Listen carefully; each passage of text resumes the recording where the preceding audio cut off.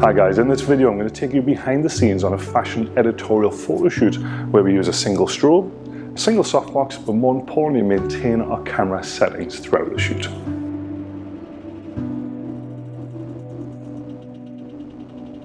So one of the things I always teach on my lighting workshops is eliminating the variables in your camera to allow you to be more creative. Now when I talk about variables, I'm talking about shutter speed, aperture, ISO, flash power, and even the distance between your flash and your subject. So the idea for this sort of shoot was that I knew this car park was quite grey and quite boring, so when I spoke to Kaylee, we discussed bringing a red dress because I knew that would give us a stark contrast against the background in the shoot. So when Kaylee arrived on set, we had a quick look around to find the best corner. Now, quick disclaimer here guys, if you're shooting where there's traffic, live traffic such as a car park or a road, safety must be your absolute first priority here.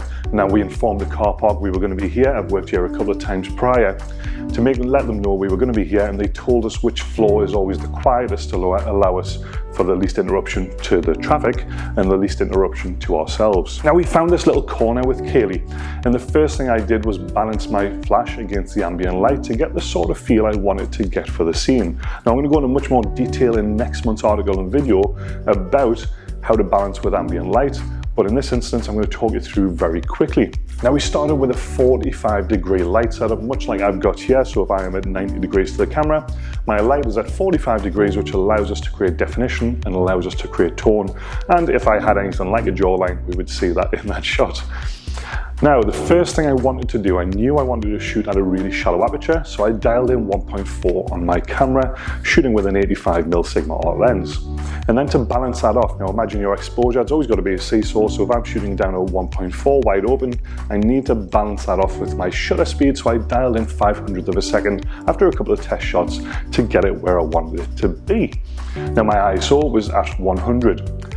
My strobe in this instance was an AD300 Pro with a 120cm Godox octobox, and the distance on that was about 2 or 3 feet at the absolute maximum away from Kaylee, and that was set at 1/8 power.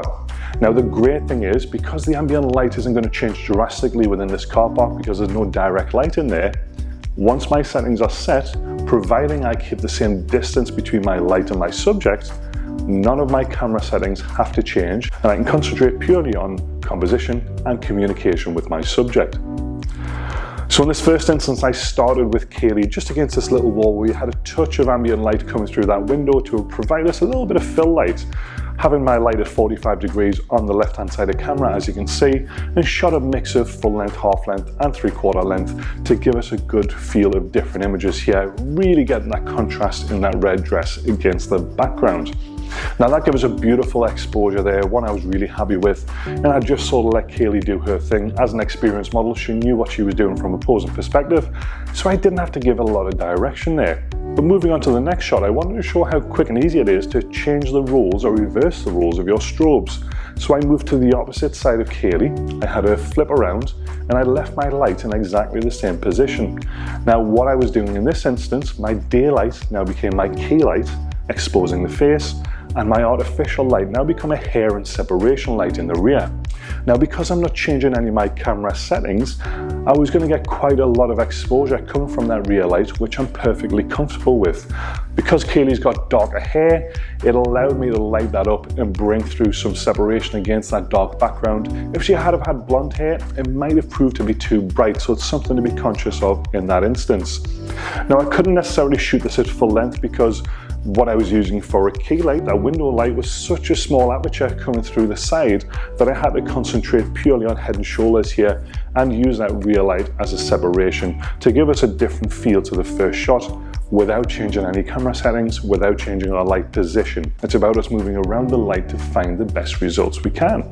Then moving on to the next shot, I wanted to shoot a bit more full length and get a little bit more of the scene in the background. So we stepped Kaylee off the wall, we moved our light but kept the distance about the same within 2 or 3 feet of our subject to make sure our exposure was consistent. Now this allowed me to shoot with that bank of windows behind Kaylee, and in an ideal world the light would have bleached through there and we would have got beautiful light rays, but you know, we're shooting in the northeast of England on a day that was 2 degrees. It wasn't a great deal of sunshine around. I did add some light rays in post, and I'll talk a little bit about that at the end of the shot. But because my light stayed within the same distance of Kaylee, I didn't have to change my camera settings. So again, I could concentrate on my framing, the posing, and the communication with Kaylee to make sure we got the sort of shots we wanted to get.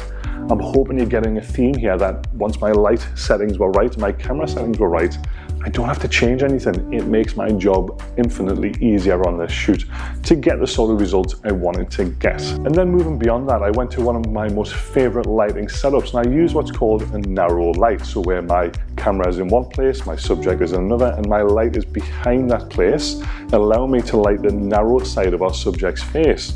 Now in this instance, we moved Kaylee a little bit further off the wall into the darker part of the car park where there was less ambient light at play, but still maintaining all of the same camera settings. Now lighting the narrow side of her face, the exposure is still exactly the same as it was on all the other shots because we've stuck with all the same camera settings, and our distance to subjects exactly the same. But the fill light coming from the natural light, the ambient, is much more diminished because we've moved away from those windows, and it gives us a much more dark and moody feel to the finished set, where still that red dress still picks up phenomenally against the background. Is phenomenally a word? Against the background of that dark garage. So as we moved on through this set, we changed position a couple of times, either moving closer to the ambient light or moving further away from the ambient light, but the artificial light we brought with us stayed within the same distance to allow us exactly the same exposure throughout the shoot, allowing us to maintain our camera settings, which means we just purely concentrate on creating good images and, most importantly, communicating with our model. Now, as I said earlier on, from a post-production point of view, I made a couple of little tweaks. I graded the images a little bit to get that more cinematic feel, as you can see between my raw on the left and the finished image on the right. And I also added some light rays coming through some of those windows to give me the sort of finish I wanted to get in a very subtle way, not making it too obvious, but it helped just to lift the image out a little bit and give us a good finish for what we were after. Now, I hope you enjoyed the article and this video. So next month's article, I'm going to concentrate more so on balancing with ambient light. So how to set your camera to balance with daylight, how to balance at nighttime, and how to use whatever it is you want to use within a set. Thanks very much for watching, and I look forward to speaking to you again next month.